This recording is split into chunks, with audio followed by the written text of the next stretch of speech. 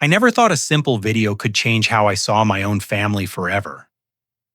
One quiet evening, scrolling without interest, I saw my son smiling beside his wife, and her family laughing easily, speaking freely. And then I heard the words that stopped my breath.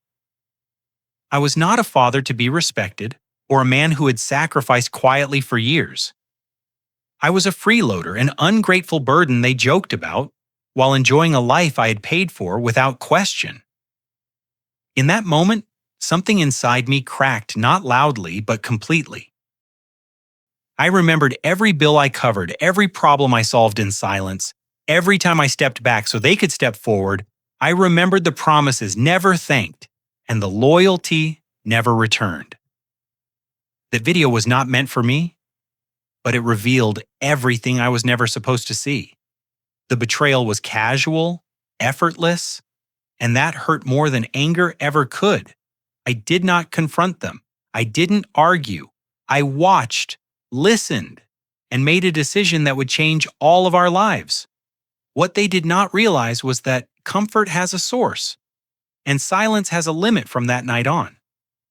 I began preparing in ways they could not imagine.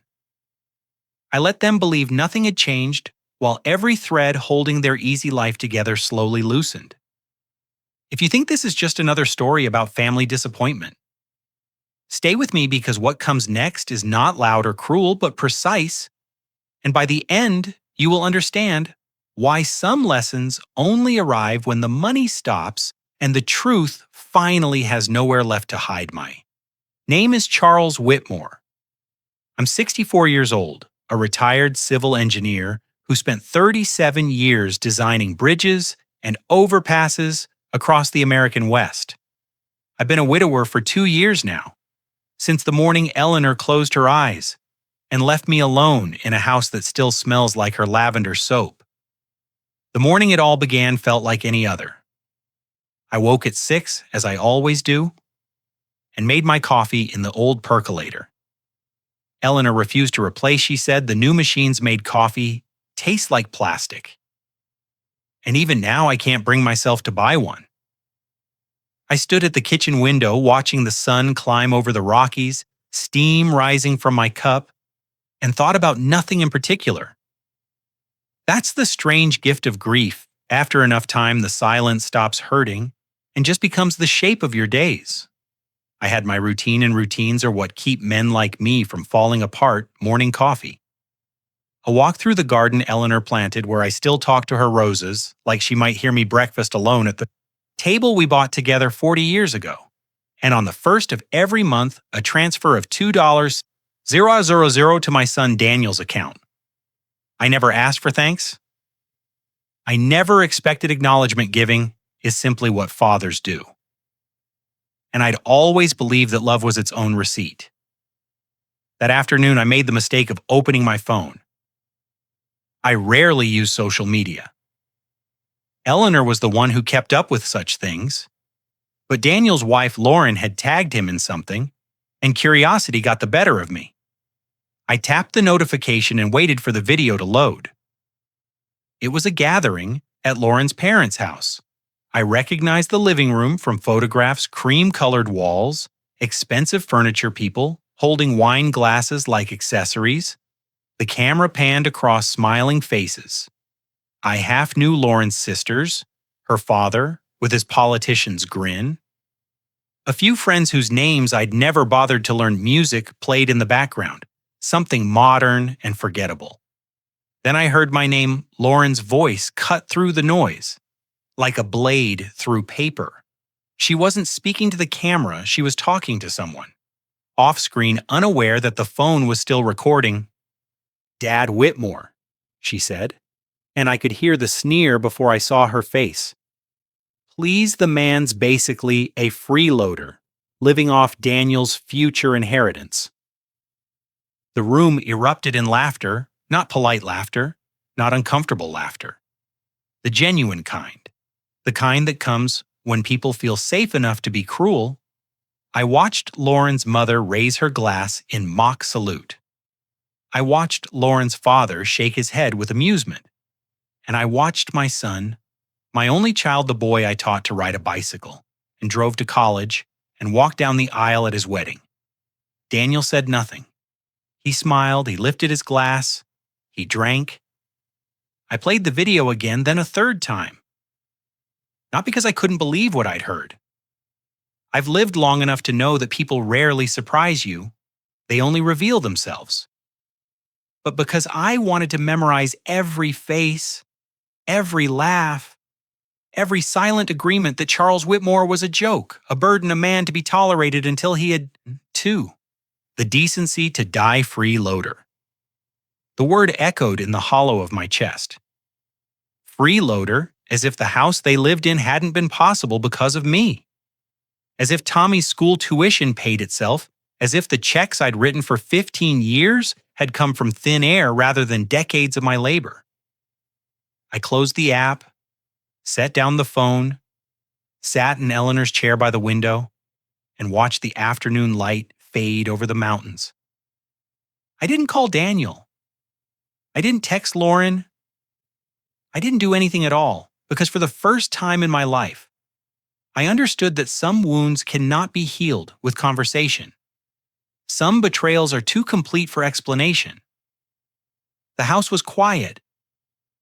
Eleanor's roses swayed in the evening breeze, and somewhere deep inside me, something that had been asleep for 40 years began to wake.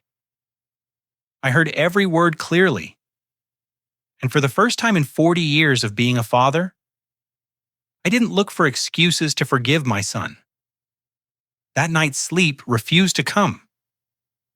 I lay in the darkness of our bedroom, Eleanor's side, of the bed still untouched after 2 years, and found myself counting not sheep, not breaths, but dollars.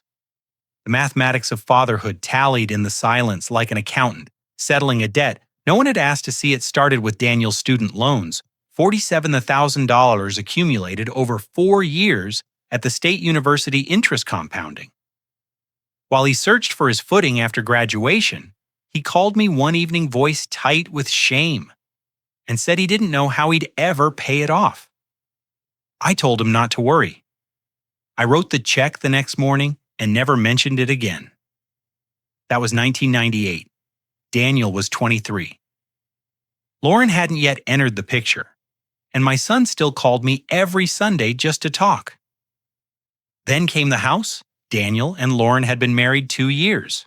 When they found the place in the suburbs, a modest colonial with a big backyard perfect for the children they were planning. The down payment was $85. We're zero, and Daniel's salary at the marketing firm couldn't stretch that far. We'll pay you back, he promised. Standing in my living room with blueprints spread across the coffee table, every cent, Dad, I swear. I nodded and smiled and transferred the money that week. The repayment never came. I never asked. Tommy arrived 3 years later, a beautiful boy with Eleanor's eyes and Daniel's stubborn chin. When he turned 5, Lauren decided public school wasn't good enough for her son. She found a private academy with a prestigious reputation and a tuition of $12, per year. Daniel called apologetic, as always, explaining that they were stretched thin. I told him education was the most important investment a family could make. I paid for 8 years without complaint, watching my grandson grow through photographs and occasional visits that never lasted long enough. The credit card debt came in waves twice. Daniel confessed that things had gotten out of control once when Lauren remodeled the kitchen without a budget. Once when they took a vacation to Europe that somehow tripled in cost, $34,000 in total, erased with 2 phone calls to my bank. I never lectured, I never criticized, I simply solved the problem because that's what fathers do. And through it all, the monthly transfers continued $2 every first of the month for 8 years, running just a little help. I told myself just until they get on their feet, but the feet never seemed to find solid ground, and the help became expectation, and the expectation became entitlement. So gradual, I didn't recognize it until I heard my daughter-in-law call me a freeloader on a video meant for people who would never know the truth. 347 $10,000. I did the math, that sleepless night adding columns in my head, like I was back at the engineering firm reviewing project budgets, $347. Order given freely without contracts, without interest, without a single demand for gratitude. Eleanor would have known the exact figure. She always kept better records than I did. But Eleanor was gone, and I was left alone, with numbers that no one else would ever acknowledge. She had tried to warn me. I remember the conversation clearly now, though I dismissed it at the time as the worry of a dying woman. It was 3 months before the end when the cancer had stolen her appetite, but not her clarity. We were sitting on the porch, watching the sunset paint the mountains gold. And she took my hand with a grip that surprised me with its strength. "Don't let them know the numbers. Charles," she said, "the moment they see a figure, they'll see an obligation, not a gift. They'll calculate what they're owed rather than what they've been given." I told her she was being pessimistic. I told her family didn't need accountants. I told her that love was enough, that gratitude would come naturally, that Daniel was our son and Lauren was his wife, and blood was thicker than spreadsheets. Eleanor just looked at me with those knowing eyes and said nothing more now. Lying in the dark? I remembered something else in her final year. Eleanor began meeting privately with Margaret Hale, her closest friend from college. Margaret had been an estate attorney before she retired, sharp as a tack, and twice as pointed. The meetings happened every few weeks, always at Margaret's house, always without me. When I asked Eleanor what they discussed, she smiled that mysterious smile of hers and said, "Girl talk, darling. Nothing you'd find interesting." I believed her then. I'm not sure I believe her. Now, what were you planning? Eleanor, what did you see that I was too blind to notice? The questions circled my mind like vultures over carrion, and still sleep would not come. I stared at the ceiling until dawn, crept through the curtains painting the room in pale gray light, and realized that my wife had understood something about our son's family that I had refused to see. Eleanor tried to warn me. I just never imagined she could be so completely right. The morning after my sleepless night, I decided to finally do what I had been avoiding for 2 years. I would organize Eleanor's belongings, the closet full of her clothes, the boxes of photographs, the drawers stuffed with decades of accumulated memories. I told myself it was time. Perhaps what I really wanted was to feel close to her again, to search for answers in the artifacts of our shared life. But as I sorted through her things, my mind kept drifting backward to the day Lauren first walked through our front door. Daniel had been dating her for 6 months, and he was eager for us to meet the woman he planned to marry. I remember Eleanor squeezing my hand as we waited in the living room, her expression unreadable when the door opened and Lauren stepped inside. I thought I understood why my son had fallen so hard. She was beautiful. Yes. But it was more than that. Lauren had a way of making you feel like the most important person in the room. She complimented Eleanor's cooking with such sincerity that my wife actually blushed. She asked me about my engineering work with genuine curiosity, or what seemed like genuine curiosity. At the time, she offered to help with the dishes, to clear the table, to handle anything that needed handling. "Please let me take care of that," she said over and over, her smile wide and warm. "You've done so much already. Just relax and enjoy." We were charmed. At least I was charmed. Eleanor remained quieter than usual that evening, watching Lauren with an expression I couldn't quite read when I asked her later what she thought. She paused for a long moment before saying, "She's very polished. Charles, very polished indeed." I took it as a compliment. I should have heard it as a warning. The wedding was lovely. The early years seemed happy enough. But somewhere along the way, Lauren's helpfulness transformed into something else entirely. It happened so gradually that I didn't notice. Until the patterns had already calcified into permanence, she began managing the family calendar, Deciding when we could visit and for how long Christmas at her parents' house became mandatory. Thanksgiving rotated, but somehow our turn never seemed to arrive when Tommy was born. I assumed we would see more of our grandson, but the opposite proved true. Lauren controlled access, like a border guard, citing nap schedules and doctor's appointments and activities that couldn't possibly be interrupted. Maybe next weekend, she would say, and next weekend would become next month, and next month would dissolve into the blur of another year. The condescension crept in so slowly I mistook it for concern. "Dad, you don't need to worry about that," she would say when I asked about Daniel's work or their finances. "Let me handle it, you just enjoy your retirement." At first it felt like kindness. Then came the sharper edges. "You're not as sharp as you used to be, Dad. It's nothing to be ashamed of, aging happens to everyone." She delivered each comment with that same smile. The one that curved her lips, but never quite reached her eyes. I started to dread her visits. Though I couldn't have articulated why Eleanor, I noticed, had stopped trying to hug her.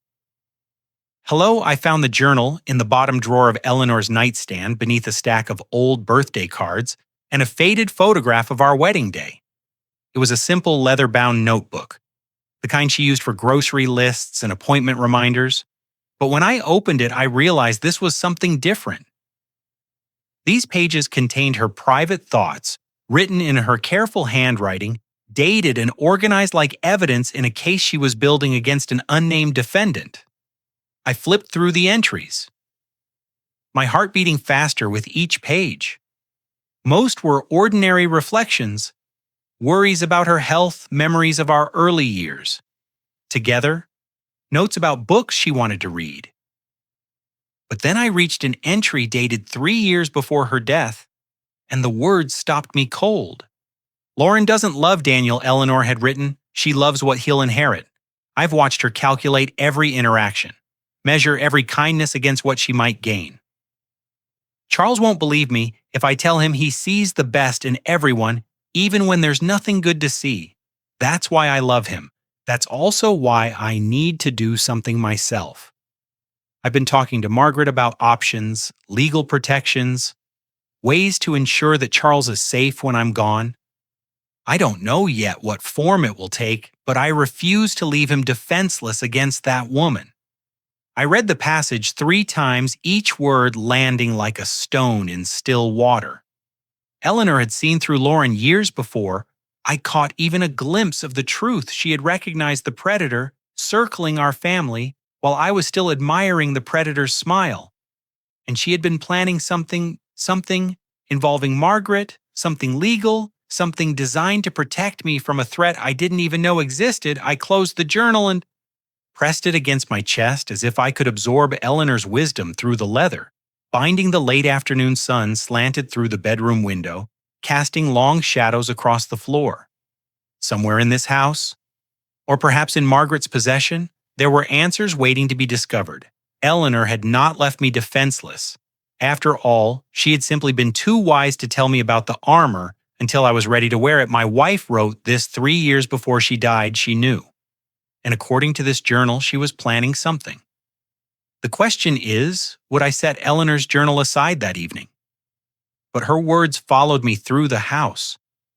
Like ghosts, she had seen the truth about Lauren years ago, had tried to protect me from beyond the grave, and all the while, I had remained willfully blind. But as I sat in the darkening living room watching shadows stretch across the floor, my thoughts drifted from my daughter-in-law to my son. Lauren was the architect of cruelty, yes, but Daniel had been her silent partner, and that silence had its own weight, its own particular betrayal. The memories came unbidden, rising like bile. I thought of my 70th birthday 4 years ago now, when Daniel and Lauren had promised to host a dinner in my honor. I arrived at their house with a bottle of wine and a heart full of foolish hope. The table was set beautifully, candles flickering, cloth napkins folded into elegant shapes. But there were only 4 places Daniel, Lauren, Tommy in an empty chair that I soon realized was meant for Lauren's mother, who arrived 20 minutes later with apologies for her tardiness. I stood in the doorway, bottle in hand, and understood that there was no seat for me at my own birthday dinner. Lauren's face arranged itself into an expression of theatrical dismay. "Oh no," she said. Pressing a hand to her chest, "I completely forgot." "I'm so sorry, Dad, let me get another chair." She made it sound like an innocent mistake. But I saw the flicker of something else in her eyes, satisfaction perhaps, or simply the pleasure of a small, deniable cruelty. Daniel said nothing. He helped bring another chair from the garage, a folding metal thing that wobbled on the dining room carpet, and placed it at the corner of the table, where I would have to crane my neck to see anyone's face. He didn't meet my eyes, he didn't apologize. He simply sat down and began passing dishes, as if nothing unusual had occurred. There were other moments, dozens of them accumulated over years, like sediment-forming stone holiday visits, cut short, because Lauren suddenly wasn't feeling well, though she always seemed to recover the moment I left. Invitations extended and then withdrawn, because something came up. Always something vague, always something that couldn't be questioned without seeming petty. The time I drove 3 hours to watch Tommy's soccer game, only to find the bleachers empty and the field dark. When I called Daniel confused, he said Lauren had told me the wrong date. An honest mistake. He assured me these things happen. But the moment that crystallized everything was smaller than the rest. Almost trivial in its cruelty, I had stopped by their house unannounced one Saturday afternoon, hoping to take Tommy for ice cream through the screen door. I heard my grandson's voice bright with the innocence of a 6-year-old. "Why can't Grandpa come to my game tomorrow?" he asked. "He said he'd teach me how to catch better." Lauren's response came quick and smooth. "Grandpa's too old for that, sweetheart. He'd just slow you down. We'll find someone else to help." I stood frozen on the porch, hand raised to knock, and felt something crack inside my chest. Too old, too slow a burden to be managed, rather than a grandfather to be loved. I lowered my hand and walked back to my car. Without making a sound, I never mentioned it to Daniel. I never mentioned it to anyone. But I watched my son through the window before I drove away. And I saw him sitting at the kitchen table close enough to have heard every word he said. Nothing. He did nothing. He simply continued reading his newspaper as if his wife hadn't just taught his son to dismiss his grandfather as irrelevant. For years I told myself Daniel was weak, a man so desperate to avoid conflict with his wife that he would sacrifice his own father on the altar of domestic peace. I pitied him, even as I resented him. But lately something has started to bother me, the way he looks at me sometimes when Lauren isn't watching. It's not the vacant stare of a defeated man. It's something else entirely. His eyes hold a quality I can't quite name. Anticipation maybe, or guilt, or something stranger. Still like a man waiting for permission to speak. I've tried to decode that expression, to understand what lies behind my son's careful silence. But the answer eludes me. Perhaps he is simply a coward, as I've always assumed. Perhaps there is nothing beneath the surface, but the hollow echo of a man who chose comfort over conscience. Or perhaps I'm wrong. Perhaps Daniel is playing a longer game than I've given him. Credit for it doesn't matter, not anymore. Sitting in the darkness of my living room, Eleanor's journal resting on the table beside me, I made a decision I would not explain myself to people who should already understand my worth. I would not beg for respect from those who should offer it freely. I would not attack because vengeance is exhausting, and I am too old for theatrics. I would simply stop giving, stop hoping, stop pretending that my love could purchase what should have been given without cost. The clock on the mantel ticked steadily, marking seconds I would never get back outside. The Colorado night was vast and cold and utterly indifferent to the small tragedies of family. I closed my eyes and let the silence settle around me like a blanket. My son stayed quiet through all of it, but silence comes in different forms. I just haven't figured out which kind. His is the decision to act, came quietly without fanfare or ceremony. I woke the morning after my resolution with a clarity I hadn't felt in years. The fog of denial had lifted, and in its place was something sharper, more focused. I would not make grand pronouncements or deliver ultimatums.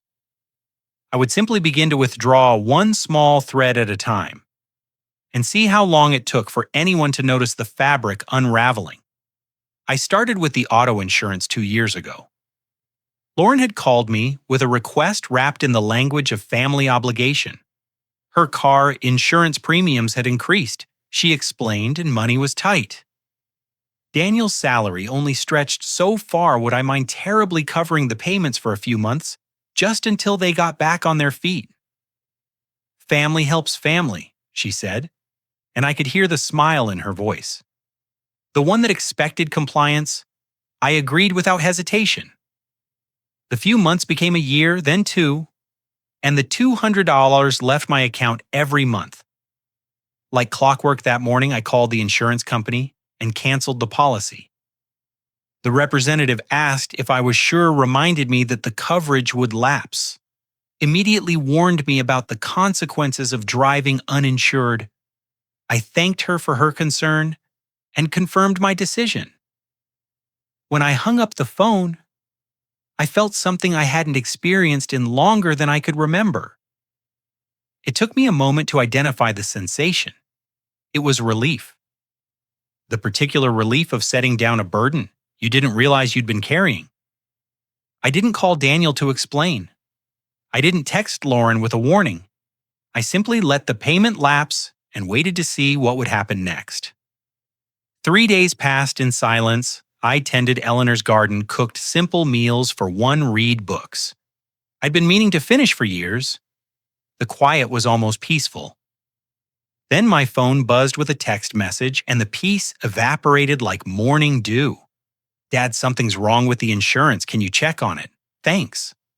Lauren's words glowed on my screen, casual and demanding an equal measure. There was no greeting, no inquiry about my health or well-being, just an assumption that I would jump to solve her problem as I had always done before. I read the message twice, then set the phone face down on the kitchen counter and returned to my coffee an hour later.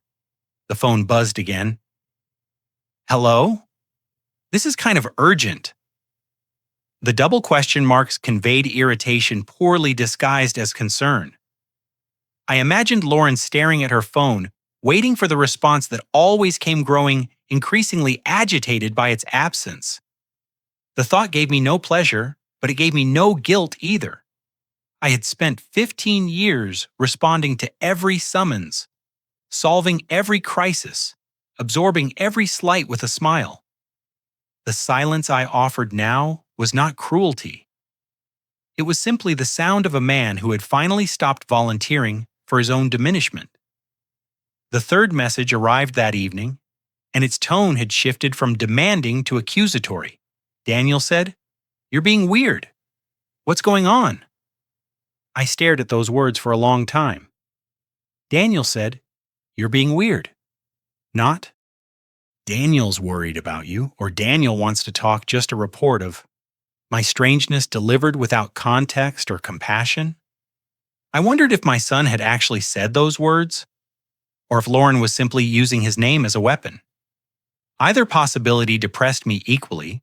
I turned off my phone and placed it in the drawer of the hallway table where it could buzz and chirp and demand attention without disturbing my peace. Then I walked to the bedroom and retrieved Eleanor's journal from its hiding place beneath my pillow.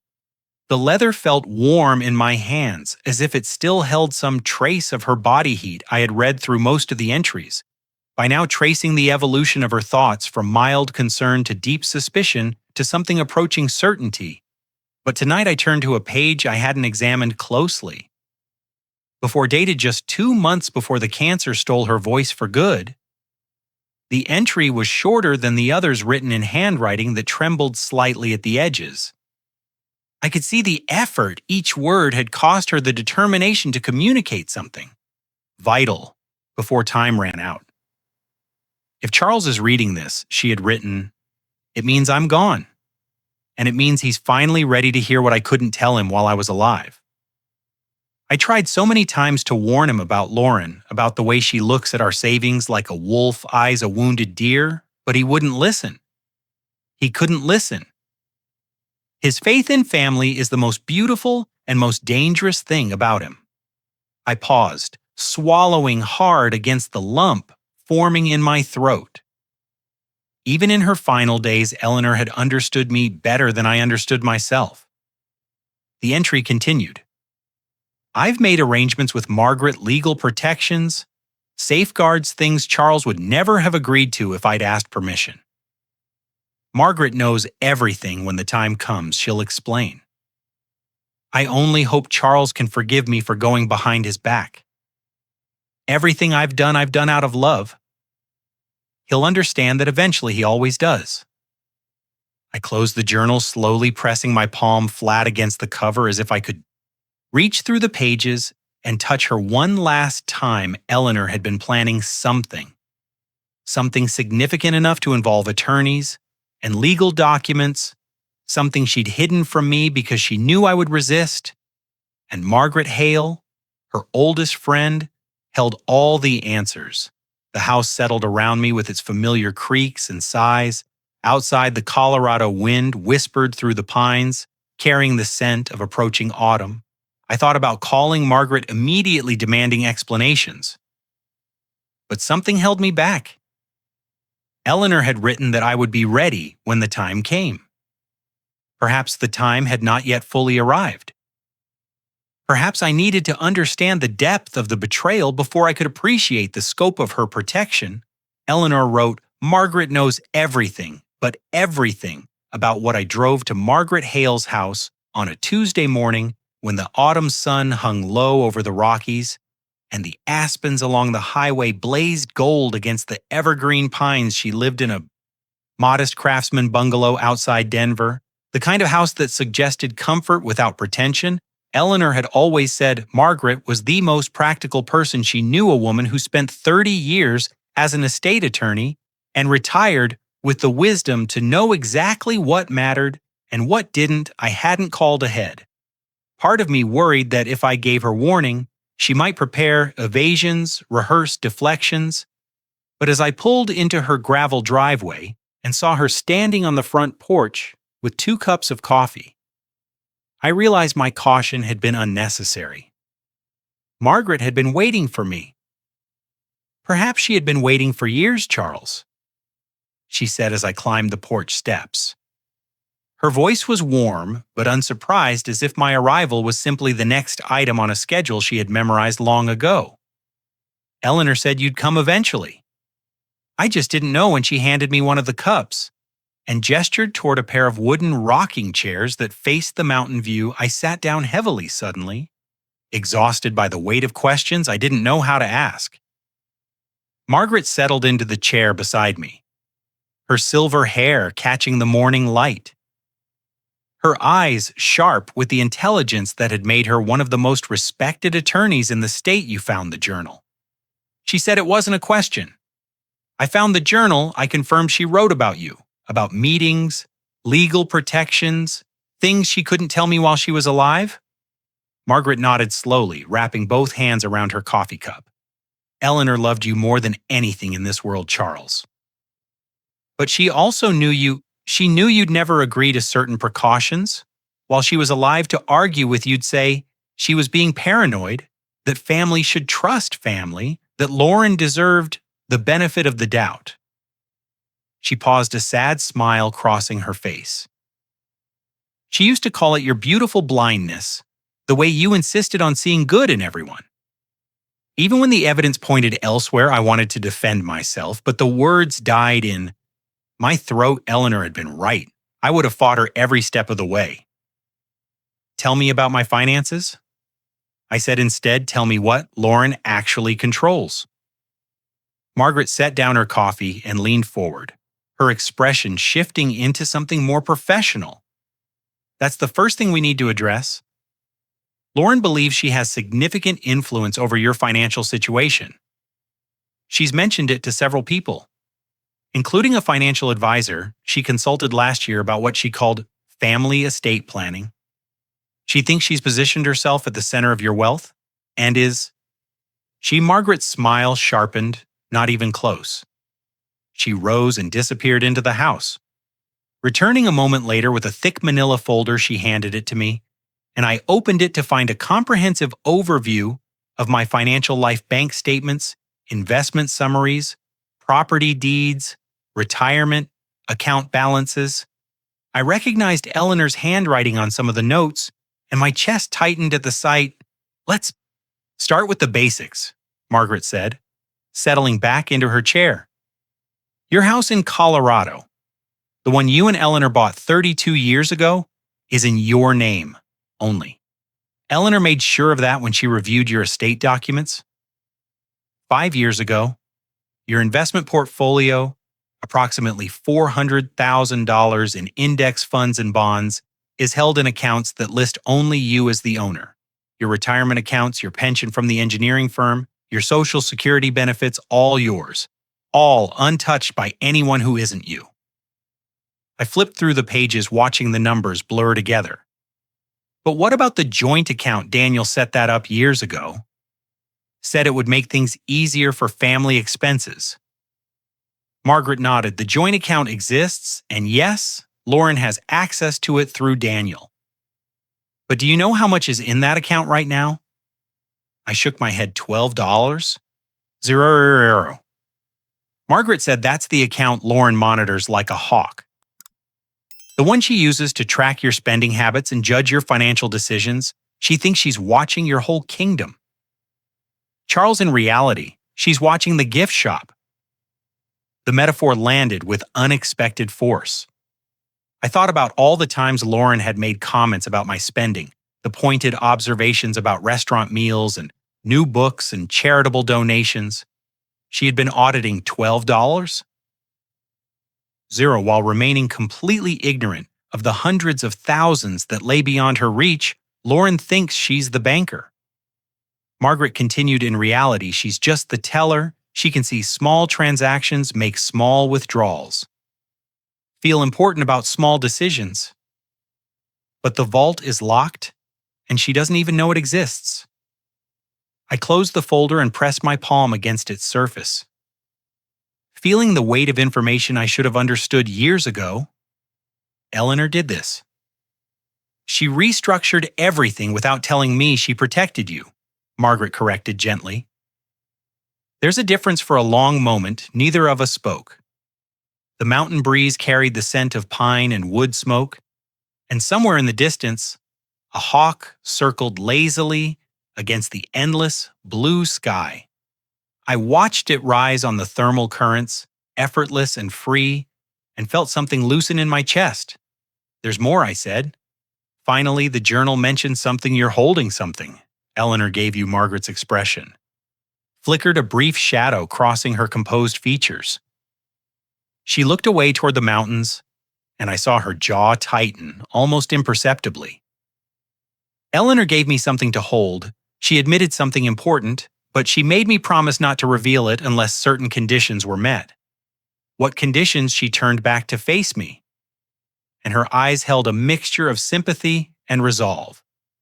"I can't tell you that Charles, not yet." Eleanor was very specific about the circumstances that would trigger the next step.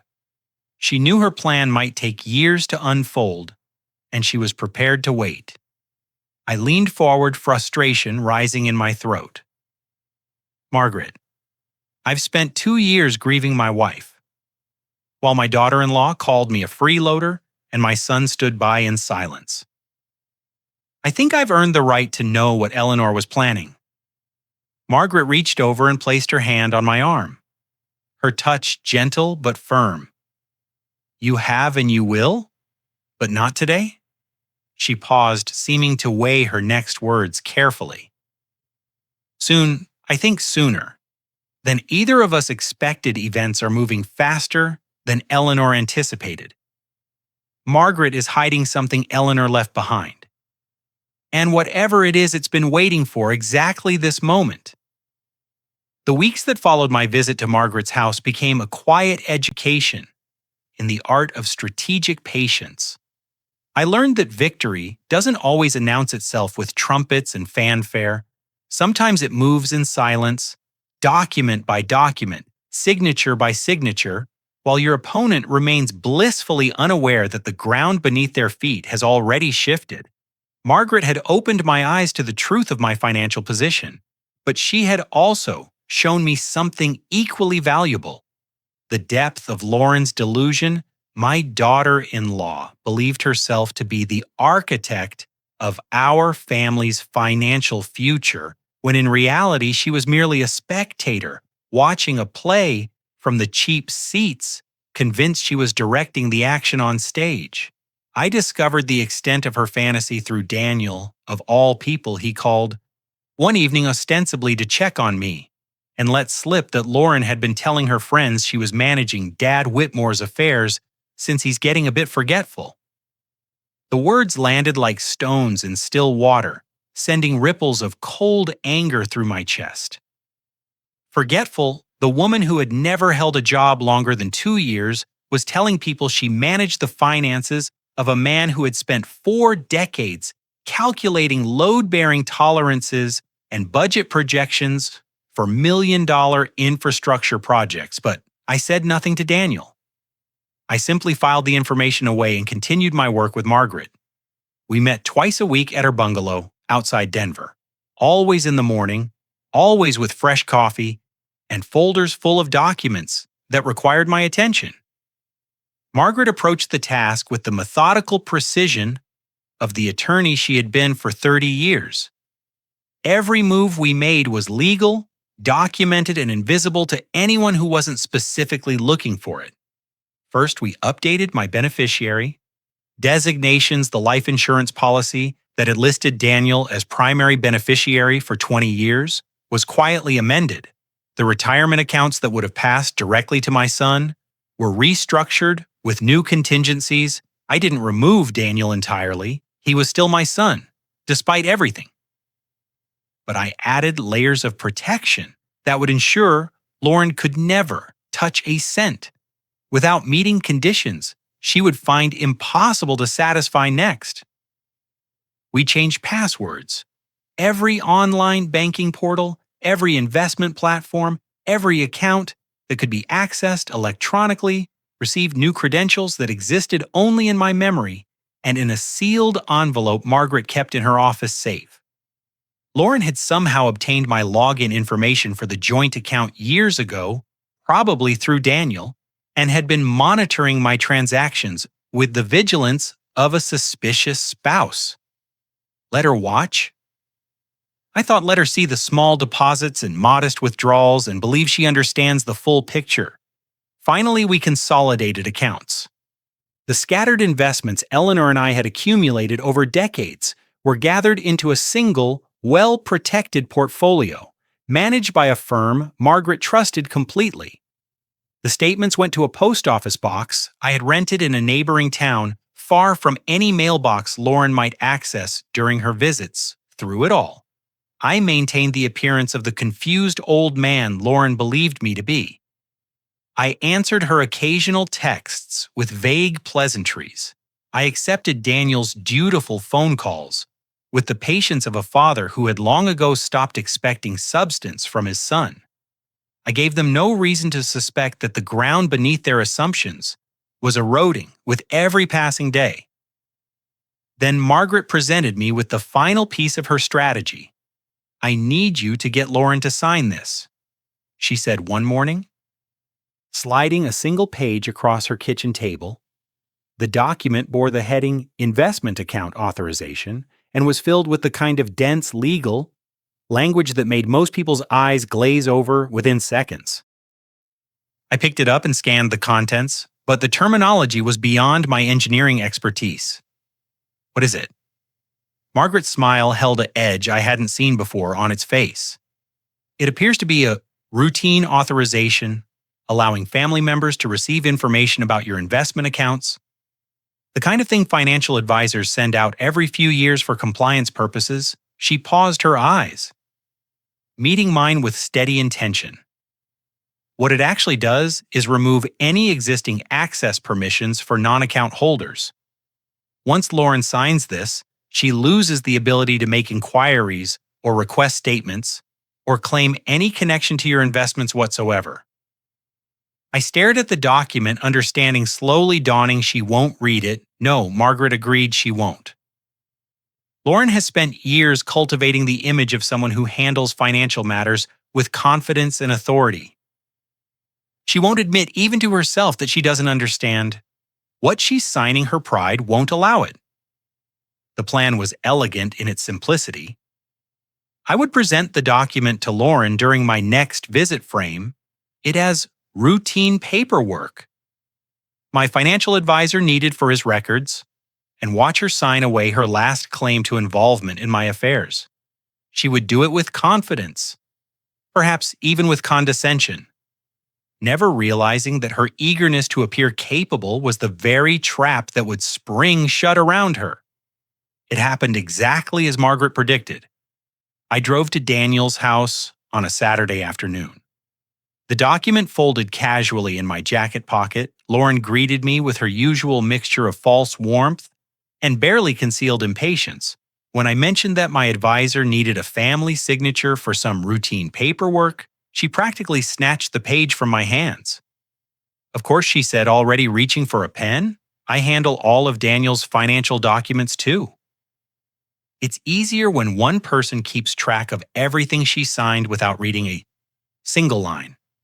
I watched her hand move across the page, confident and unhesitating, and felt nothing, not triumph, not satisfaction, not even the grim pleasure of revenge. Only the quiet recognition that justice sometimes arrives, not with thunder, but with the soft scratch of pen on paper. I thanked her politely, tucked the document back into my pocket, and endured another hour of stilted conversation before making my excuses to leave. As I drove home, through the fading autumn light, I called Margaret and reported my success. She just locked herself out of the vault, Margaret observed, and she has no idea. Lauren thought she was winning. She didn't realize she just signed away her last key to my kingdom.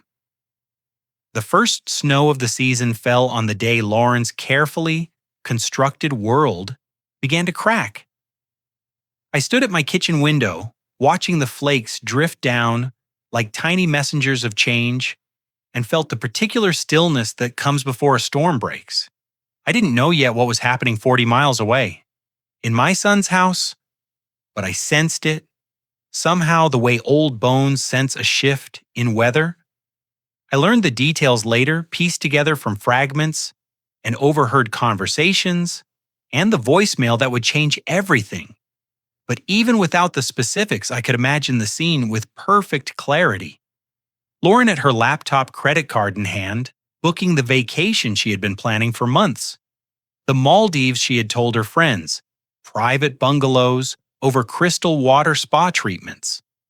5-star dining a trip. That would cement her reputation as a woman who had arrived, who commanded resources, who lived the life others could only envy. The total came to $15. 00. Lauren entered the card number with the confidence of someone who had never been denied anything she truly wanted. She clicked the confirmation button and waited for the receipt that would validate her position in the world. Instead, the screen displayed 2 words that must have stopped her heart: transaction declined. She tried again, certain there had been a technical error. The same result. She pulled out a different card. One linked to an account she believed she monitored and controlled. The account she thought represented her access to the Whitmore family resources declined again. Lauren called the bank. I can imagine her voice in those first moments. The practiced calm of a woman, accustomed to having problems solved for her. There must be a mistake. She would have said, I need to speak with a manager. This is a joint family account. The representative's response was polite but firm. Ma'am, I'm showing that you're not authorized on this account. You're not listed as an account holder or an authorized user. That's impossible. Check. Again, I've checked twice, ma'am. The records are clear. Perhaps you could contact the primary account holder to clarify the situation. The call ended, and then according to what I later pieced together, chaos erupted in my son's house with a fury that shook the walls. Lawrence screamed at Daniel with an intensity that brought Tommy running from his room in tears. She accused my son of conspiring against her, of hiding money, of being complicit in some elaborate scheme to humiliate her. Daniel, by all accounts, stood in the kitchen and absorbed the assault with the practiced stillness of a man who had weathered many such storms. He didn't defend himself. He didn't fight back. He simply waited for the hurricane to exhaust itself when it finally did.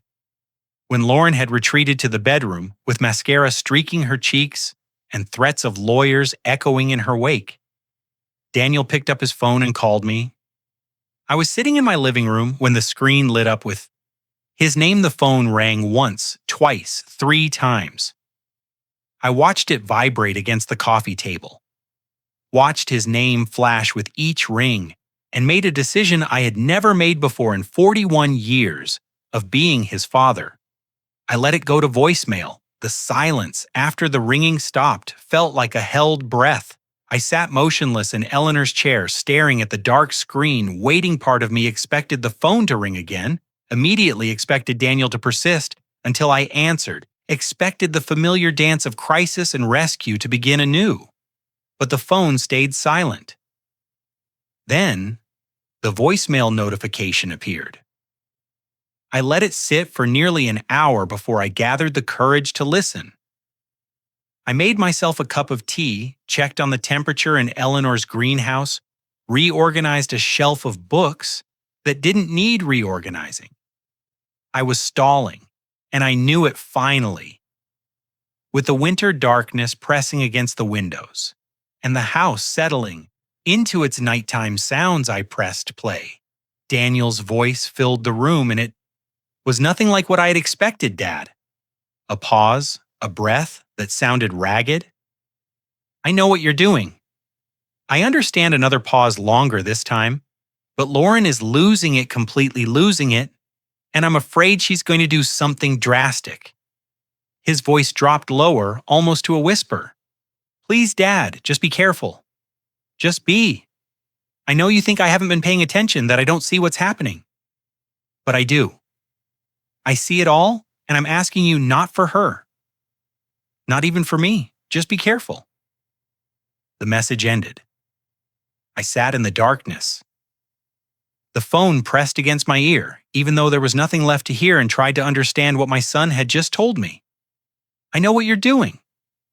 Not an accusation, not a demand for explanation, a statement of fact delivered with something that sounded almost like respect. I understand, not anger, not betrayal, acceptance. Be careful, not a threat, a warning. The kind of warning you give someone you're trying to protect.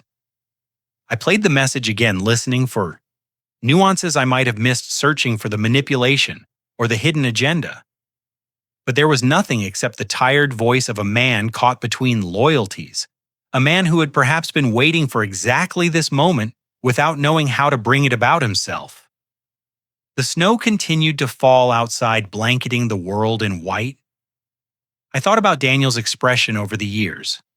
The look I had never been able to decode, anticipation, I thought, or guilt. Now I wondered if it had been something else entirely. Hope. Perhaps the desperate hope of a man trapped in a cage of his own making, watching his father from across an unbridgeable distance, waiting for someone to finally test the bars. Daniel said, I know what you're doing. At first, I thought he was angry. Now, I wonder if he was trying to protect me. I spent 2 days thinking about Daniel's voicemail before he called again. This time, I answered. His voice carried the careful neutrality of a diplomat negotiating between hostile nations, and I understood immediately that Lauren was somewhere nearby, listening. Dad, we need to have a family meeting. He said, clear the air. Lauren thinks there's been some miscommunication about finances, and she wants to make sure everyone's on the same page. I listened to the rehearsed quality of his words, The way each phrase sounded like it had been approved by Committee Lawrence Committee. I imagined her standing behind him, arms crossed, nodding along, as her husband delivered the script she had written. No. I said. The silence on the other end stretched for several seconds. No? There's nothing to discuss, Daniel. I've made decisions about my own finances, as is my right. I don't owe anyone an explanation. Least of all, someone who calls me a freeloader behind my back. I heard a sharp intake of breath that didn't come from Daniel. Lauren was definitely listening.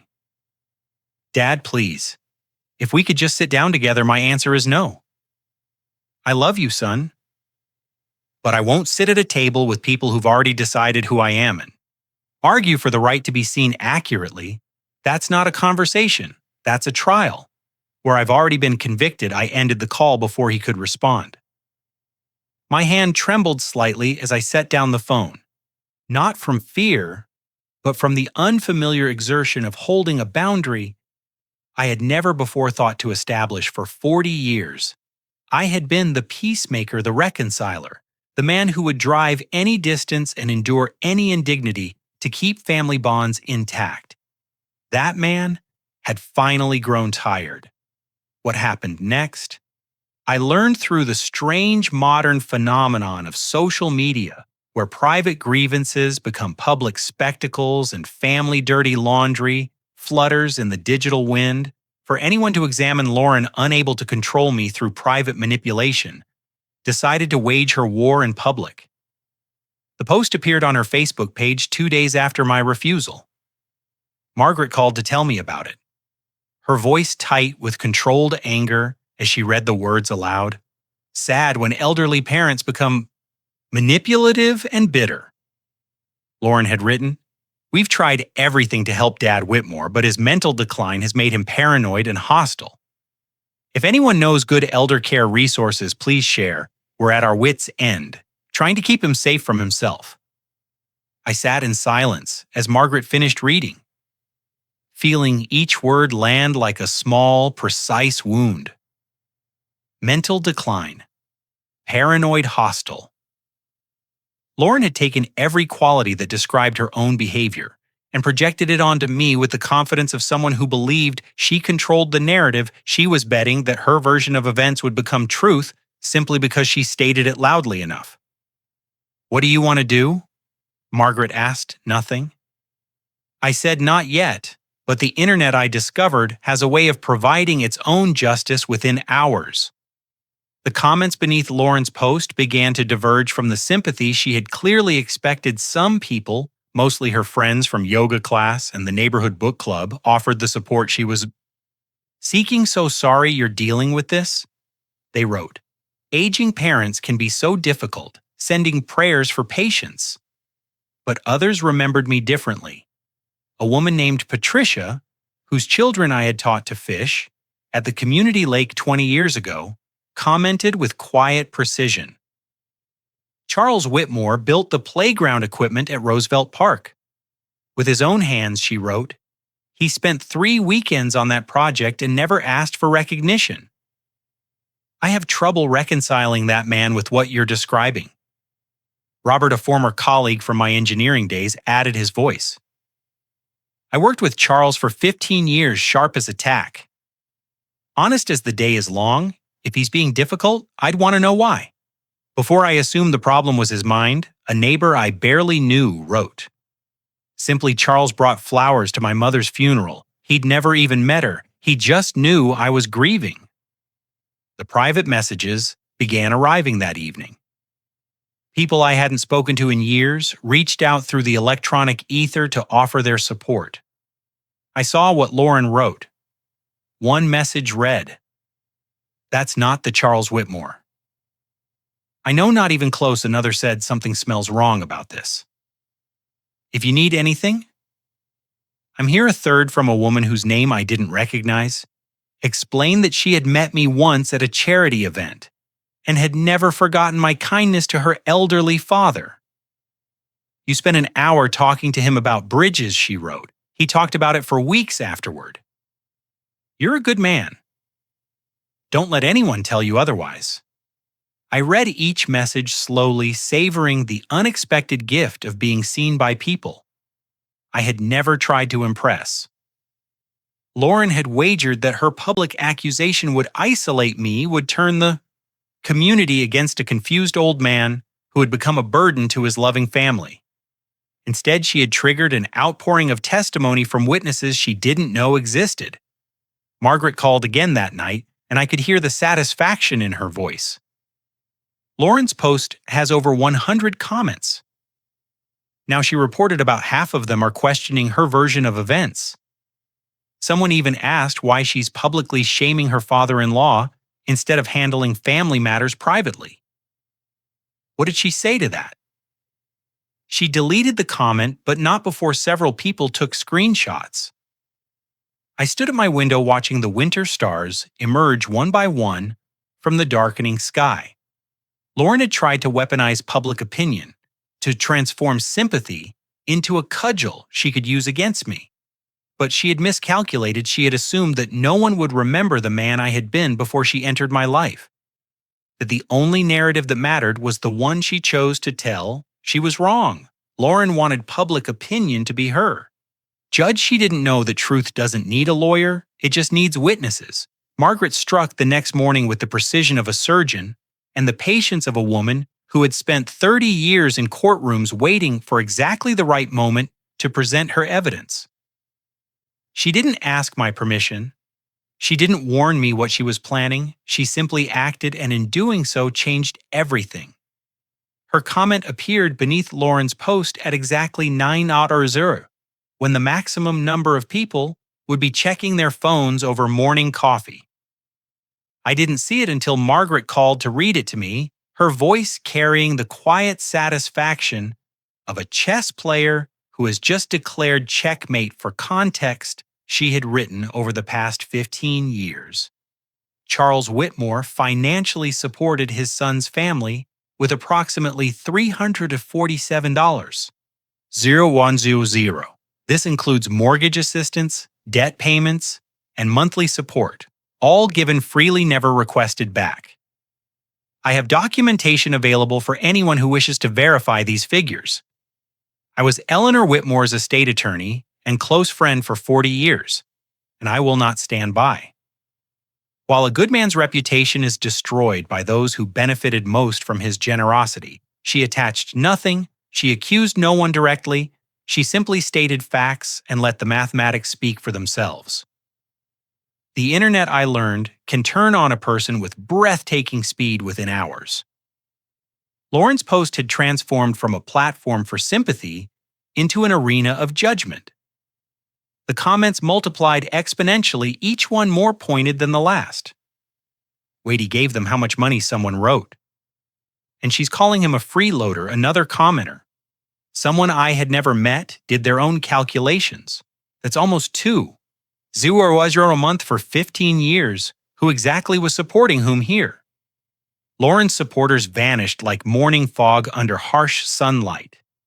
The friends who had offered prayers and sympathy fell silent or deleted their comments entirely. A few brave souls attempted to defend her, suggesting that Margaret's numbers might be exaggerated, but they were quickly drowned out by the chorus of skepticism that had turned against Lauren with the ferocity of a crowd that felt it had been deceived. Lauren deleted the original post by noon, but the screenshots had already spread beyond her control. The narrative she had crafted so carefully, the story of a devoted daughter-in-law struggling to manage a declining elderly parent, lay in ruins. In its place stood a different picture entirely, a woman who had taken hundreds of thousands of dollars from the man she mocked as a burden. I spent the afternoon in a strange state of suspended emotion, neither triumphant nor relieved. Margaret had done what needed to be done, but the exposure of family secrets on a public stage left me feeling hollow rather than vindicated. I made dinner without tasting it, watched the evening news without hearing it, and waited for whatever would come next. It came at 8:00 with a knock on my front door. I opened it to find Daniel standing on my porch, snow dusting his shoulders, and something I had never seen before burning in his eyes. He looked exhausted, older than his 41 years, but also somehow lighter, as if a weight he had been carrying for a long time had finally begun to lift. "Can I come in?" he asked. I stepped aside without a word. He walked past me into the living room, and I noticed his hands were trembling slightly. He reached into his coat pocket and withdrew a small object, holding it out to me with the gravity of a man presenting evidence in his own defense. It was a USB drive, ordinary, unremarkable, smaller than my thumb. "Dad," Daniel said, and his voice cracked on the word. "I've been recording Lauren for 18 months, every conversation where she talked about you, every cruel thing she said, every plan she made." He swallowed hard. His eyes, "Never leaving mine? I'm not the coward you think I am." I was building a case for divorce. The words hung in the air between us, reshaping everything I thought I knew about my son. "I wanted to tell you." He continued, the words coming faster now. "So many times I wanted to explain, but I couldn't risk Lauren finding out before I had enough evidence. Colorado is a one-party consent state for recordings. Everything on that drive is legal admissible." He laughed bitterly. Mom would have appreciated the irony. She always said I should have gone to law school. I looked at the USB drive in my hand. This tiny vessel containing truths I had thought were lost forever. 18 months of recordings. 18 months of my son quietly gathering evidence while I believed he had abandoned me. Why, now I managed to ask. Daniel's expression softened into something that looked almost like peace, because you finally fought back, because you showed me it was possible to stand up to her and survive. He took a breath, and because Mom left me a letter, Dad, before she died, she told me everything about the trust, about Margaret, about what she'd been planning. She said when you were ready to fight, I should be ready to fight beside you. Eleanor, even from beyond the grave, she was orchestrating our salvation. The USB was smaller than my thumb, but inside, it was 18 months of truth I thought I'd never hear. We sat at the kitchen table, the same table where Eleanor and I had shared 40 years of morning coffee and evening conversations. And Daniel told me everything. The USB drive lay between us like a bridge, spanning the distance that had grown so wide I believed it could never be crossed outside. The snow continued to fall, muffling the world in white silence, while my son finally spoke the words he had been holding back for years. It started at Mom's funeral. He said, his voice low and steady, after the service when everyone was milling around at the reception. I went to find Lauren. She was in the hallway outside the bathroom, talking to her mother on the phone. She didn't know I was there. He paused and I saw his jaw tighten with the memory. She said, "At least now there's one less person between us and the money." Those exact words, Dad standing in the church where we just buried my mother.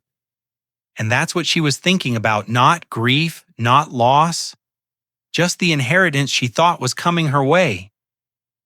I felt something cold settle in my chest. I had known Lauren was calculating, had suspected her motives for years, but hearing this, knowing she had said those words while Eleanor's body was still warm, transformed suspicion into certainty, with a finality that left no room for doubt. I wanted to confront her. Right then. Daniel continued to end it, but when I tried to bring up divorce a few weeks later, she changed. The woman I'd married disappeared, and someone else took her place. His hands clenched on the table.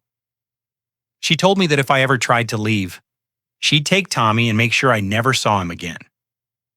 She said she'd tell everyone I was unstable, that I'd been emotionally abusive, that she feared for her safety. She had it all planned out. Dad, every move, every accusation. She'd been preparing her exit strategy for years, just in case she ever needed it. "So you stayed?" I said. I stayed, and I started recording. He looked at me with eyes that held no shame, only exhaustion. I knew that if I was going to get out, if I was going to protect Tommy, I needed evidence proof of who she really was. Colorado law allowed me to record conversations I was part of. So I started documenting everything, every threat, every manipulation, every cruel thing she said about you. When she thought no one was keeping track, the weight of what he had endured pressed against my heart. My son, whom I had judged as weak, had been fighting a silent war for 18 months. He had absorbed my disappointment, my cold silences, my unspoken accusations of cowardice, all while building the case that would eventually set us both free. "There's something else," Daniel said. He reached into his coat again and withdrew a folded piece of paper, worn soft at the creases, from repeated handling. Mom left me a letter. She hid it in a copy of To Kill a Mockingbird on my bookshelf. She knew it was the only book Lauren would never touch. He unfolded the paper with the careful reverence of a man handling a sacred text and began to read aloud. Danny Eleanor had written, "I know about Lauren. I've always known a mother sees things that a father's love sometimes blinds him to. I've watched her calculate every kindness measure, every gift against what she might gain, and I've watched you suffer in silence because you think there's no way out." Daniel's voice wavered but held steady. "You're not trapped, my darling boy. You just can't see the door yet. When you're ready to fight, know that I've left tools for both you and your father. Find Margaret. She'll explain everything, and when the time comes, stand beside your father. The way I know you want to, he'll need you, and you'll need him. I love you both, more than words can hold. Be brave, Mom." The paper trembled in his hands as he finished reading. I stared at my son, at the tears he was no longer trying to hide, and felt the last walls between us crumble into dust. Eleanor had known she had planned. She had written letters to both of us, planting seeds of resistance that would bloom only when we were ready to receive them. My wife, even in death, had been orchestrating our salvation with the patience and precision of a woman who understood that some battles require years to win. I rose from my chair. Daniel looked up at me, uncertain, vulnerable in a way I hadn't seen since he was a small boy afraid of thunderstorms. I crossed the distance between us and did something I hadn't done since he was a child. I pulled my son into my arms and held him with all the strength I had left. "You were never weak," I said, my voice rough with emotion. "You were waiting just like your mother. Taught you?" Daniel's shoulders shook against me.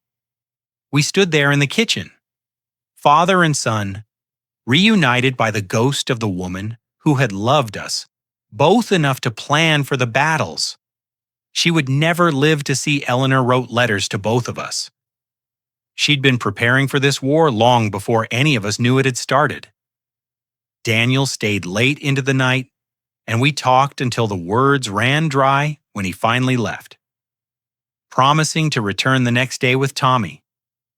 I stood at the window and watched his tail lights disappear into the snow-covered darkness.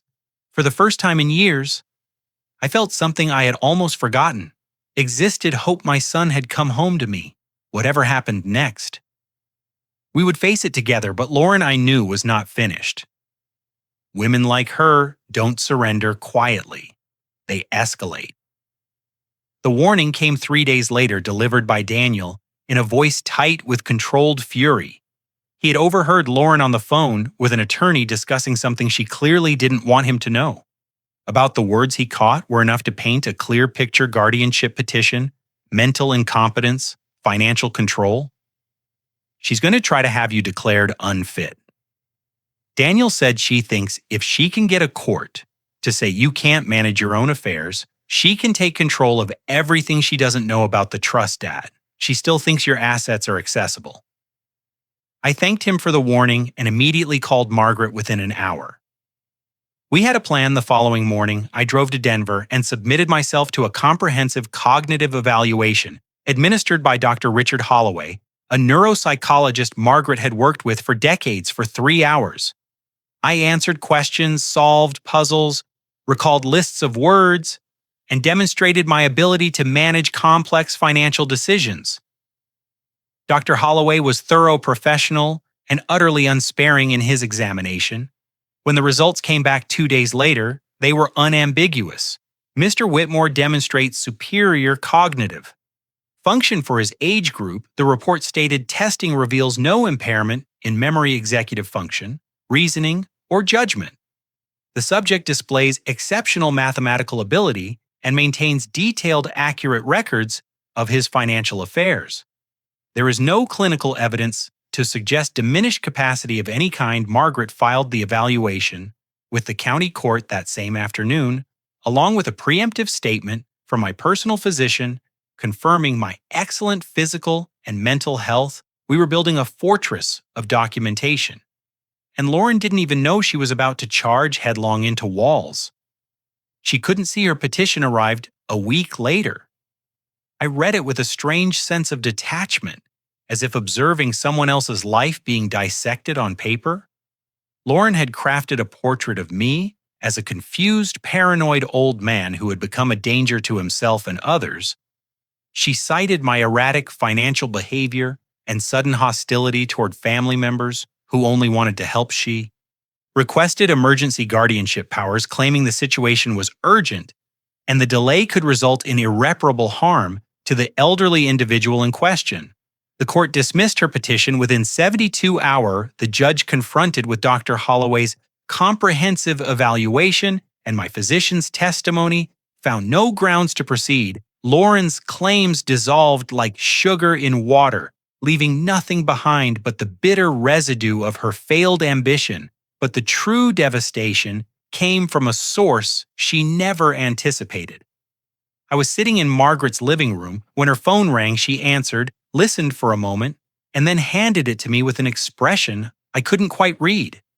"It's for you," she said, Lauren's attorney. I took the phone, puzzled. "This is Charles Whitmore."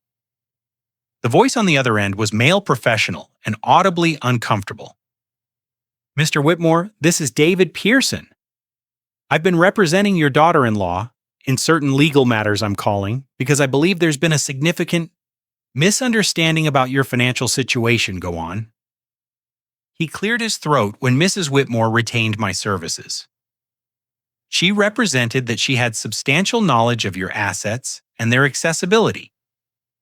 However, upon filing the guardianship petition, we received documentation from the court that revealed information she apparently did not possess. I waited, letting the silence stretch. "Mr. Whitmore, your primary assets are held in an irrevocable trust, established 4 years ago. The grantor was your late wife, Eleanor Whitmore. The trustee is Margaret Hale."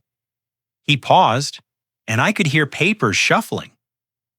"There's a specific provision in the trust documents. If any party files what the trust defines as a bad faith guardianship claim against you, certain protective measures activate automatically. The assets become entirely inaccessible to any family member, except through distributions approved solely by the trustee." The words washed over me like warm rain. Eleanor. My Eleanor, she had built this fortress, brick by brick, provision by provision, while I remained oblivious to the war she knew was coming. "What does this mean for my daughter-in-law's claims?" I asked, though I already knew the answer. "It means she has no claim." "Mr. Whitmore, none whatsoever. The trust was designed specifically to protect against exactly this kind of action." "Your wife was?" He paused, searching for words. "Your wife was remarkably thorough." I thanked him and ended the call. Margaret was watching me with a small smile playing at the corners of her mouth. "Eleanor made me promise," she said softly. "She said there would come a day when Lauren would overreach. She said all I had to do was wait, and Lauren would walk into the trap herself." I thought of my wife dying of cancer, still finding the strength to plan for battles she would never see. She had known Lauren better than any of us, and she had loved me enough to build walls I would never need to defend, because the very act of attacking them would destroy the attacker. Lauren tried to. steal everything she didn't know Eleanor had locked the vault years before she even planned the robbery. Margaret called me the following afternoon and asked me to come to her house. Her voice carried a weight I hadn't heard before, a solemnity that told me we had arrived at a moment she had been anticipating for years. When I pulled into her driveway, she was waiting on the porch, despite the bitter cold, holding a cream-colored envelope pressed against her chest. "The conditions have been met," she said as I climbed the steps. Eleanor's instructions were specific. The envelope was only to be opened if someone filed a guardianship petition against you in bad faith. She extended her hands, offering me the envelope like a priest presenting a sacrament. "It's time, Charles." We went inside, and I sat at her kitchen table while she made tea. Neither of us would drink. The envelope felt heavier than paper, and ink should feel weighted with secrets and love and the ghost of a woman who had understood me better than I ever understood myself. My name was written across the front. In Eleanor's elegant handwriting, the letters slightly shaky from the illness that was already claiming her when she wrote them. I opened the seal carefully, as if the envelope itself were precious, and withdrew 2 documents. The first was a thick sheaf of legal papers. The trust documents Margaret had referenced, I set them aside for a later examination. The second was a letter 3 pages of Eleanor's handwriting. In this I read immediately, hungrily desperate to hear her voice. One more time. "My dearest Charles," she began. And I could hear her speaking the words. Could see her sitting at her desk in the bedroom we shared for 4 decades. If you're reading this, then I was right about them. And I'm sorrier than, not sorry that I prepared, but sorry that preparation was necessary. Sorry that our son married a woman who saw you as an obstacle rather than a father. Sorry that I couldn't tell you while I was alive what I knew to be true. I paused, steadying myself against the tide of emotion rising in my chest. You would have defended them, the letter continued. You would have made excuses, seen good where there was none. Found reasons to forgive, which should never have been tolerated. That's who you are, Charles. That's why I fell in love with you 50 years ago. And why I love you. Still, your faith in people is the most beautiful and most dangerous thing about you. She was right. I would have fought her every step of the way. Insisted that Lauren deserved another chance, that family loyalty demanded patience. And Grace, I would have been wrong, and Eleanor had known it. So I did what I had to do in secret. Margaret helped me establish the trust using the inheritance from my parents' money that was always solely mine. I named her as trustee because I knew you would never suspect your wife's best friend of conspiracy. I could almost see Eleanor smiling as she wrote those words. The provisions are simple but absolute if anyone ever tried to have you declared incompetent out of greed rather than genuine concern. The trust would protect everything I've placed in its care. They cannot touch it. They cannot claim it. They cannot use the law to steal what you've earned. I turned to the second page, my vision blurring at the edges. I didn't want to control you. My love, I wanted to catch you. If you fell, I wanted to build a net beneath the tightrope. I knew you would walk someday, when I was no longer there to hold your hand. You've always been too generous, too. Trusting, too willing to give until nothing remained. I couldn't change who you are. I could only make sure that your kindness wouldn't destroy you. The third page was shorter. The handwriting more uneven, as if she had written it on a day when the pain was particularly fierce. When you finish reading this, you're going to be angry with me. You're going to feel betrayed, manipulated, managed like a child who couldn't be trusted with the truth, and you'll be right to feel that way. I kept secrets from you, Charles. Big secrets. I justified them with love, but they were secrets nonetheless. I wasn't angry. I couldn't find room for anger beneath the overwhelming weight of what she had done for me. But if I'd done this right, if Margaret has followed my instructions, and Daniel has found his courage, and you have finally started to fight back. Then, maybe you'll understand. Maybe you'll forgive me. Maybe you'll look at our life together and see, not the secrets I kept, but the love that made them necessary. She signed the letter with 3 words that broke something open in my chest forever. Yours, Eleanor. I sat alone in Margaret's kitchen. As the winter sun faded and the shadows grew long across the floor, I read Eleanor's letter once, twice, 5 times, until the words were etched into my memory like inscriptions on stone. She had known, she had prepared, she had built fortifications around my life, while I remained oblivious to the siege that was coming, and she had done it all because she loved me too much to watch me be destroyed by my own goodness. The tears came, then the first I had shed since the morning I found her cold and still beside me. But these were not the tears of grief I had expected. They were tears of gratitude, of awe, of a love so profound. It had reached beyond death to keep its promises. My wife loved me enough to prepare for the day I'd be betrayed. That's a kind of love most people never get to experience the weeks that followed. Eleanor's letter were filled with the machinery of justice, grinding slowly but inexorably forward. Lauren withdrew her guardianship petition the day after her attorney explained the full scope of the trust's protections.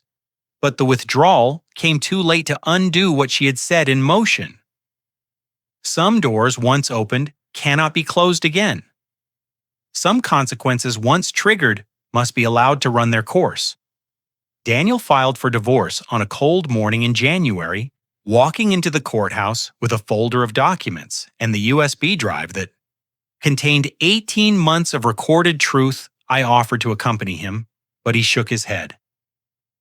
This is something I need to do alone, Dad for Tommy, for myself. I watched him go. This son I had misjudged for so long and felt a pride that brought tears to my eyes. The recordings proved devastating. Daniel's attorney played them for the judge during the preliminary custody hearing, and I was told later that the courtroom fell absolutely silent. Lauren's voice filled the space, sharp and calculating, discussing plans that stripped away any pretense of maternal concern.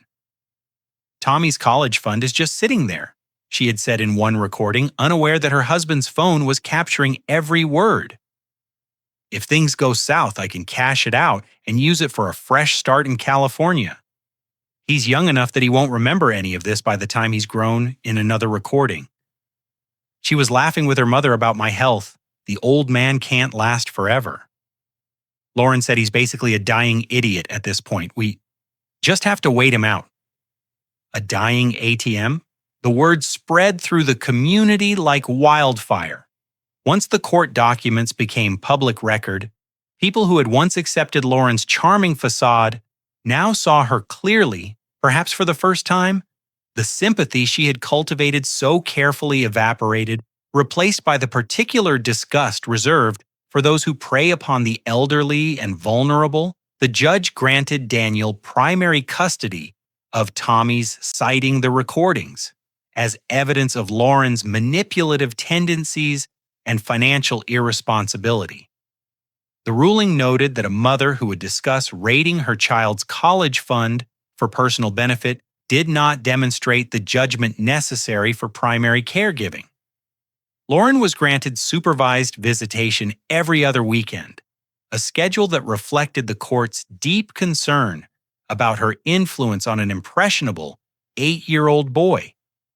Her parents reacted with the swiftness of people desperate to distance themselves from scandal. The same mother who had laughed about me being a dying ATM suddenly stopped returning. Lauren's calls the father who had raised his glass at the video that started everything quietly removed his daughter from the family business's board of directors. They didn't issue public statements or dramatic denunciations. They simply withdrew, contracting their circle of concern, until Lauren found herself standing outside its boundaries.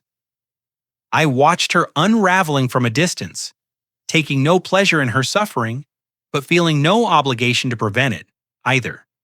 She had constructed her own downfall, brick by brick, lie by lie. I was merely a witness to the architecture of consequences she had designed, without realizing what she was building. The phone call came on a February evening, when the snow lay thick on the ground, and the darkness fell early across the mountains. I was reading in Eleanor's chair, a cup of tea growing cold beside me when Lauren's name appeared on my screen. I almost didn't answer, but something made me pick up perhaps a final curiosity about what she could possibly have left to say Dad. Her voice was smaller than I had ever heard it, stripped of the confidence that had defined her for as long as I'd known her. Please, Dad. Can we talk? I said, nothing waiting. I know I made mistakes. She continued, the words tumbling out in a rush. Big mistakes. I was wrong about so many things. And I'm sorry, I'm so sorry. She was crying now, her sobs punctuating each sentence. But everyone deserves a second chance. I'm Tommy's mother. I'm Daniel's wife. I'm part of this family. Please, Dad, help me fix this. Help me make it right. I listened to her tears, to the desperate pleading of a woman who had finally hit the bottom. She never believed existed part of me.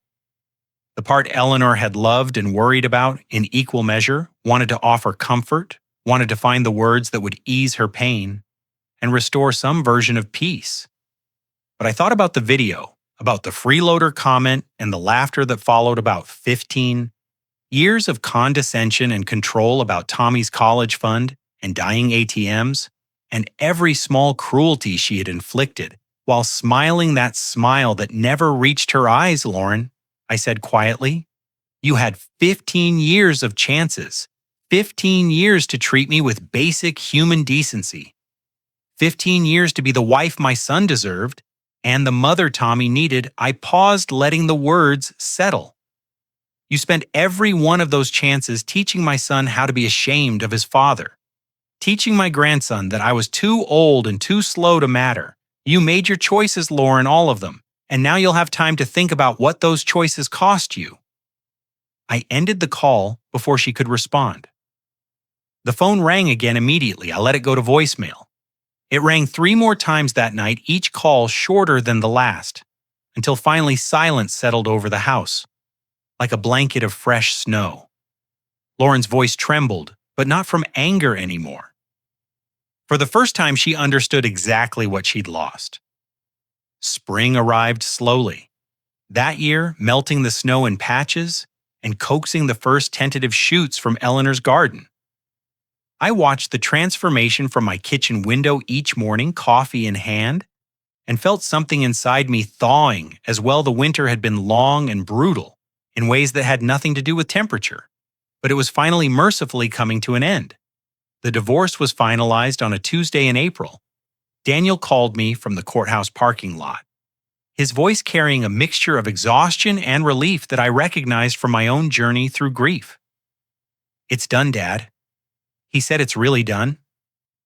I told him to come over for dinner, and he arrived that evening with Tommy and Toe, both of them looking lighter than I had seen them in years. Daniel found an apartment 3 miles from my house, a modest 2-bedroom in a complex that catered to young professionals and people starting over. He joked that he fit both categories now. The shared custody arrangement gave him Tommy every other week, plus Wednesday evenings and alternating holidays. It wasn't the constant presence he wanted, but it was enough to rebuild upon. We established new rituals without ever formally discussing them every Sunday morning. Daniel and Tommy would appear at my door around 9 hours, and I would make pancakes the way Eleanor used to make them, with buttermilk and a touch of vanilla and blueberries folded into the batter. Tommy would set the table with the same dishes his grandmother had used for decades, handling each plate with a care that suggested he understood their significance, even if he couldn't articulate it. The conversations at those Sunday breakfasts were simple, unburdened by the weight of everything we had endured. We talked about Tommy's school projects and the friends he was making in his 3rd grade class. We discussed Daniel's new position at a marketing firm downtown, a job he had taken specifically because it offered stability and reasonable hours rather than the prestige Lauren had always pushed him to pursue. We planned weekend trips to the mountains and debated which vegetables to plant in the expanded garden plot I was preparing for spring. We didn't talk about Lauren. Her name became a silence we chose together, not out of avoidance, but out of completion. There was nothing left to analyze. No wound that required further examination. She had become part of our past, a chapter we had closed and shelved with no intention of rereading the silences. Between our words grew comfortable in a way they had never been before. Daniel would sit at the kitchen table watching Tommy devour pancakes with the bottomless appetite of childhood, and I would see him smiling for no reason at all. Sometimes he would catch me looking and nod slightly in acknowledgement that needed no translation. We were father and son again. Finally, after years of distance, neither of us had known how to bridge. I found the letter on a Saturday afternoon in late May. While cleaning out the last corners of Eleanor's study, the room had remained largely untouched since her death, a small museum of her presence that I had been reluctant to disturb. But the time had come to reclaim the space to honor her memory through use rather than preservation. The envelope was tucked inside a poetry anthology she had kept on her desk. The same book she had been reading during her final weeks. It was addressed to Daniel in her careful handwriting, but there was no stamp, no evidence it had ever been mailed. She must have written it just days before she died, when the cancer had stolen her strength, but not her clarity. I held the envelope for a long moment, feeling its weight, its promise. Then I set it aside and finished my cleaning. Waiting for Sunday, Daniel arrived the next morning with Tommy as always, and we ate our pancakes and talked about nothing important. When Tommy went outside to play in the garden, I retrieved the envelope from where I had placed it on the mantel and handed it to my son. Without explanation, he looked at the handwriting and went very still. "I found it yesterday." I said, "She never mailed it." "I think she meant for you to find it." Eventually, when the time was right, Daniel opened the envelope with trembling hands and withdrew a single sheet of paper. I watched his face as he read. Watched the emotions move across his features like clouds across a summer sky. His jaw tightened. His eyes grew bright with tears. He didn't try to hide when he finished. He read it again silently, his lips moving slightly, as if committing each word to memory. Then he looked up at me, and the tears finally spilled down his cheeks. "What did she say?" I asked gently. He handed me the letter, unable to speak. I took it and read Eleanor's final words to our son. "My beautiful boy." She had written, "You were never weak. You were just waiting for permission to be strong. I give it to you now. Be the man your father raised you to be. I love you. I have always loved you, and I will be watching over you both until we meet again, Mom." I folded the letter carefully and handed it back to Daniel. He pressed it against his chest over his heart, and the tears continued to fall. "I miss her, Dad," he said, his voice breaking. "So do I, son."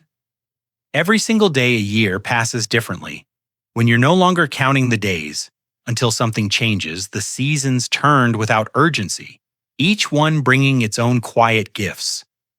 Summer blazed across the mountains and faded into autumn's gold. Winter returned with its familiar silence, then yielded once more to spring.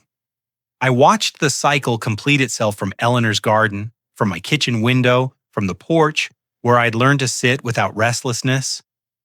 And I understood for the first time what contentment actually meant.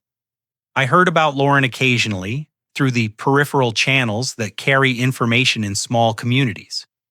Whether you seek it or not, she had moved into an apartment complex on the other side of town, a modest one-bedroom in a building filled with young professionals and people in transition. The house she and Daniel had shared, the one I had helped them buy 15 years ago, was sold in the divorce settlement. Her share of the proceeds after debts were settled barely covered 6 months of rent. She found work at an insurance company downtown. a mid-level administrative position that paid adequately but offered none of the status she had once considered her birthright. Her social media accounts, which had previously overflowed with curated images of success and sophistication, fell silent. The friends who had once gathered at her dinner parties and laughed at her jokes about the forgetful old father-in-law stopped calling one by one. They drifted away, drawn to other orbits that promised more warmth and less complication. I didn't take pleasure in her diminution. That surprised me at first, this absence of satisfaction at watching the woman who had called me a freeloader reduced to a life of quiet anonymity. But revenge, I was learning, had never really been what I wanted. I had wanted recognition. I had wanted respect. I had wanted to stop being invisible to the people who should have seen me most clearly. Lawrence Fall gave me none of those things, only time and truth, and the steady rebuilding of what had been broken could accomplish that Daniel thrived in ways I hadn't dared to hope his new job suited him, demanded enough to keep him engaged, but not so much that it consumed him. He had time now for the things that mattered, time to coach Tommy's Little League team, time to join me for fishing trips to the mountain lakes Eleanor, and I had loved time to become the man he had always been capable of becoming, once he was free from the weight of a marriage that had been suffocating him for years. He started dating in the fall, a woman named Sarah he'd met at work. She was kind in the uncomplicated way of people who have nothing to prove, genuine in her interest and unguarded in her affection. The first time Daniel brought her to Sunday breakfast, I watched her interact with Tommy and saw immediately what my son had seen. She listened when the boy talked about his dinosaur collection. She laughed at his jokes without the performative quality that had always marked Lauren's engagement with her own child. She was in every way that mattered nothing, like the woman who had preceded her. Tommy adapted to his new reality with the resilience children often display when adults expect them to struggle. He visited his mother on designated weekends, fulfilling the custody arrangement with dutiful acceptance. But increasingly, he asked to spend his free time at Grandpa Charles's house, where there was always fresh pie cooling on the counter, and someone who had infinite patience for questions about why the sky was blue, or how bridges stayed up, or whether fish could feel sad. I became in those months the grandfather I had always wanted to be the grandfather. Lauren had prevented me from being with her careful management of access, and her subtle suggestions that I was too old, too slow, too irrelevant to matter. Tommy and I built model airplanes together. We planted vegetables in Eleanor's garden and celebrated when the first tomatoes ripened on the vine. We sat on the porch in the evenings and watched the stars emerge. And I told him stories about his grandmother that made her live again in the space between us. In the spring, on what would have been Eleanor's 64th birthday, I established the Eleanor Whitmore Scholarship Fund. Margaret helped me structure it properly, ensuring that the money I contributed would continue to grow and give for generations. The fund supported first-generation college students from our community, young people who had the talent and drive to succeed, but lacked the financial resources to pursue their dreams. Eleanor had been a first-generation student herself, working 2 jobs to put herself through school, while her parents watched with pride they couldn't afford to express in dollars. She would have loved knowing that her name lived on in this way, opening doors for strangers who would never know the woman whose legacy made their futures possible on the anniversary of her death. I drove to the cemetery where she rested beneath a simple granite stone. I brought white lilies, her favorite flowers, and placed them carefully against the marker. The morning was cool and clear, the kind of Colorado spring day that makes you believe the world is capable of infinite renewal.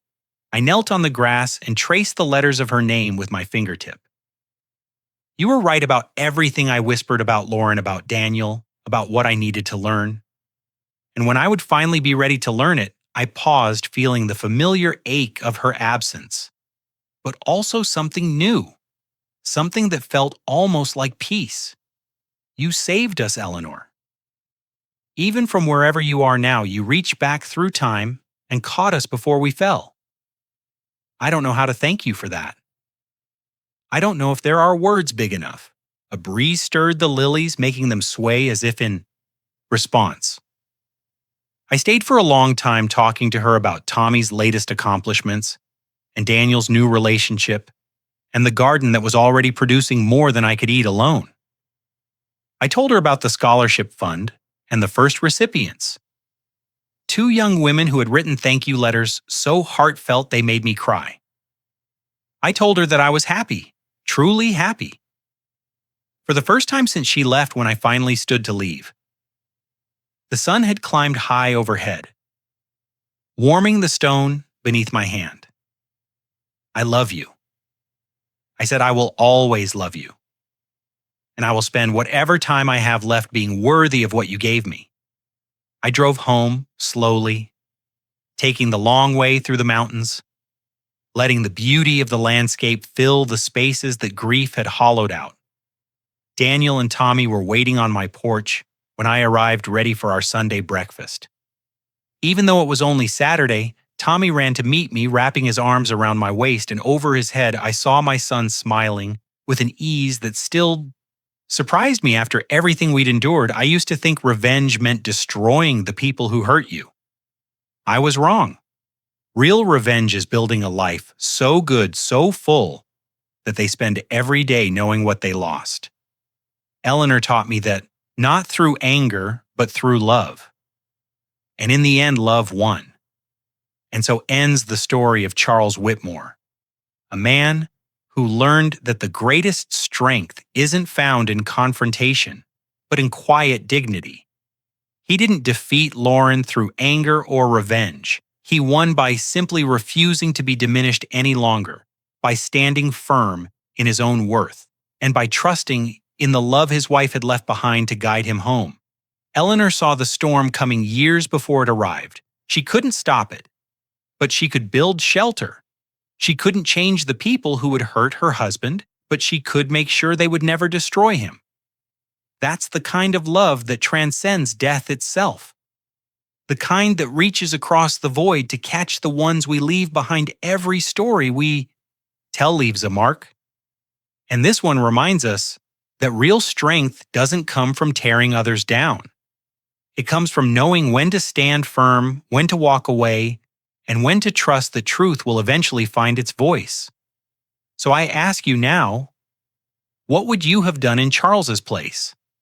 Have you ever had to protect your peace from someone who mistook your kindness for weakness? Have you ever loved someone enough to prepare for battles you knew you wouldn't live to see? Share your thoughts in the comments below. Your story might be the one that helps someone else find the courage to stand their ground. If this story moved you, subscribe for more tales of family, betrayal, redemption, and the quiet power of love that refuses to surrender. And remember, sometimes the most powerful revenge is simply living well with your head high and your heart at peace